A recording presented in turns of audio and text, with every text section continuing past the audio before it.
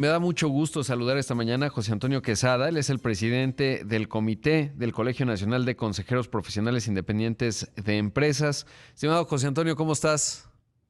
Con el gustísimo de saludarte, Rodrigo. Qué bien estar aquí contigo y con tu auditorio. Qué gusto que estés por acá, estimado. Y bueno, hemos hablado en otras ocasiones justamente de la importancia de los consejos de administración en las empresas y por lo tanto de la profesionalización del consejero, que creo que es un punto, puede ser una piedra angular para muchas empresas, por ejemplo, medianas, que a veces pues no les cuesta mucho trabajo salir de las dinámicas familiares, de la visión del fundador y que eso, bueno, pues a veces la mortandad de empresas ya medianas, consolidadas es alta, de la segunda a la tercera generación muchas veces, pero cuéntame, ¿cómo se ve y cómo ha ido evolucionando esta discusión? Mira, es un gran punto porque, como sabes tú, en México hasta las empresas públicas, pues tienen núcleos familiares muy fuertes, ¿no? La realidad es que este tema de la sucesión es algo básico y fundamental para que pueda ser una empresa sustentable. También el hecho es que en México, a diferencia de otros países, el volverse público es algo que ha tenido un impacto no tan favorable. Tú has visto que se han deslistado empresas. Parece que el gobierno corporativo precisamente no está viviendo su mejor momento y es donde creo que vale la pena entender qué es lo que ha pasado por lo que no se ha añadido completo valor, pero por otro lado, precisamente la institucionalización, la profesionalización, el poder volver estas estructuras sostenibles, ha probado en otros países que es muy benéfico para estas transiciones generacionales y es muy benéfico para incorporar diversidad, para incorporar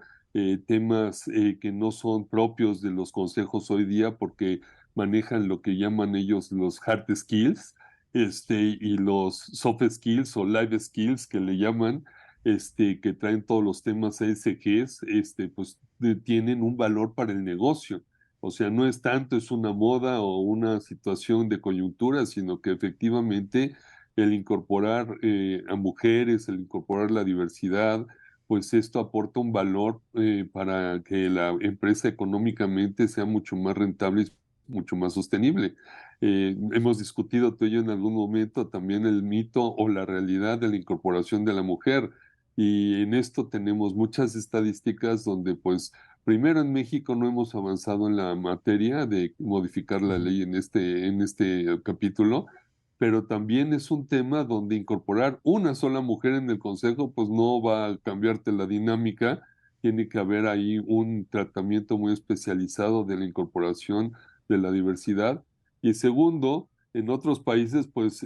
hay un movimiento muy interesante de conformación, no solo de la mujer, sino de otros componentes de diversidad. Entonces yo te puedo decir que es algo multifactorial y muy importante para la sobrevivencia de nuestras empresas, Rodrigo. Claro, y la otra también es cómo llevar a cabo, por ejemplo, los protocolos de un consejo de administración en términos de las reuniones periódicas para que realmente genere valor, porque a veces se vuelve todo muy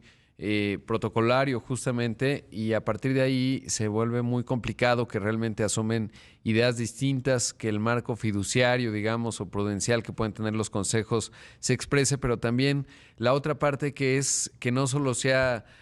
prudencial, sino también, sobre todo por los tiempos que vivimos, que pueda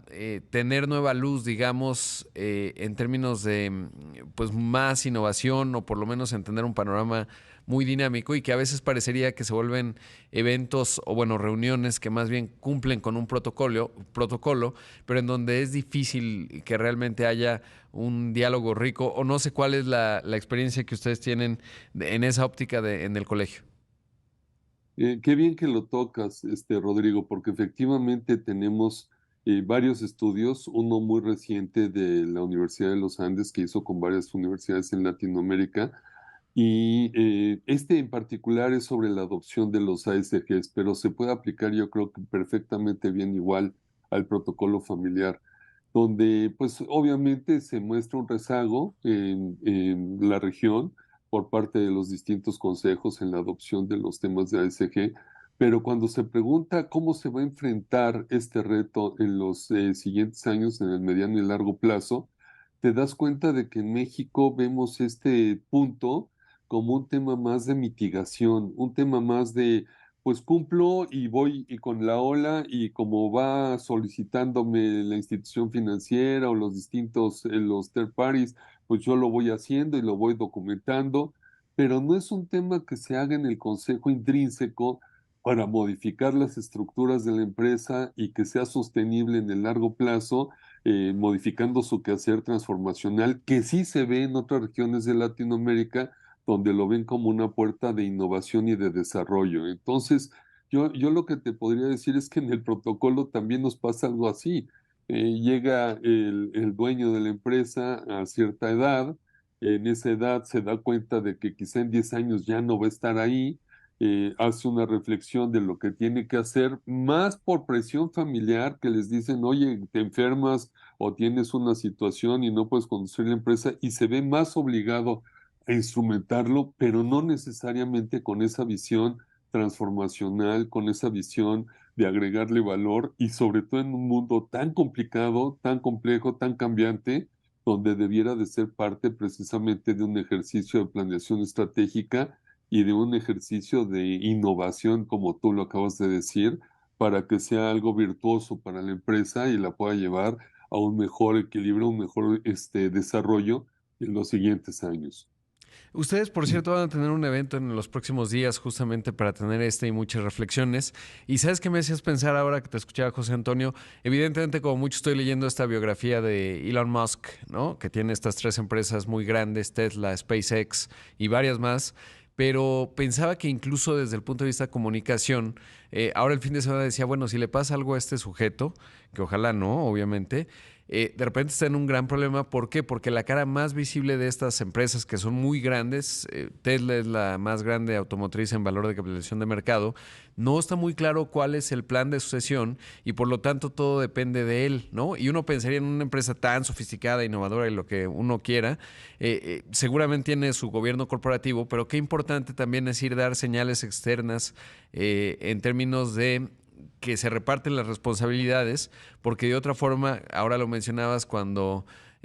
fallece o le pasa algo al fundador, normalmente todavía, y como lo mencionabas también, pues la mayoría son hombres, eso tendría que ir cambiando y cada vez vemos más mujeres, pero bueno, el punto es que pues de repente se vuelve muy complicado porque entonces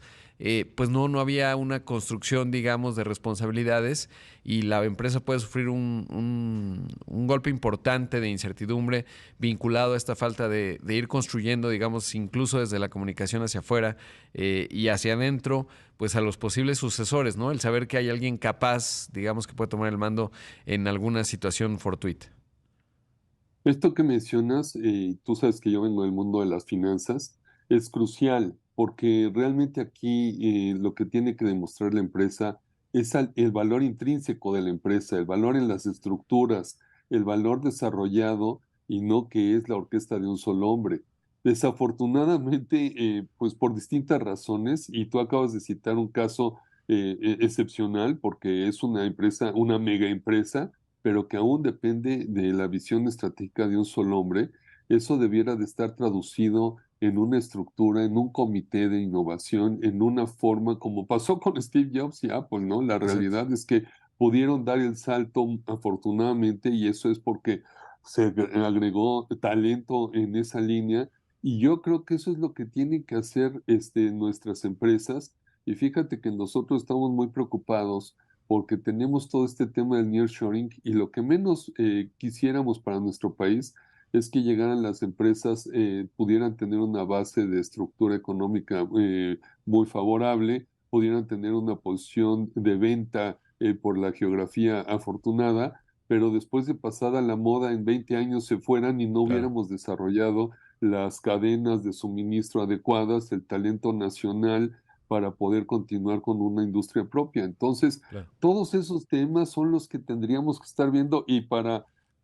cerrar quizá el comentario de los temas Sí, del consejo, pues es que el consejero ahora tiene que ser un superhombre. Tú eres un exacto. experto en todos estos asuntos de las criptomonedas y la realidad es que hay Claro. una serie de temas que antes Querido no estaban sobre la José mesa. Antonio, se me terminó el tiempo, pero te mando un gran abrazo y espero que volvamos a platicar muy pronto. Que no pase un El año. 5 de octubre los vemos.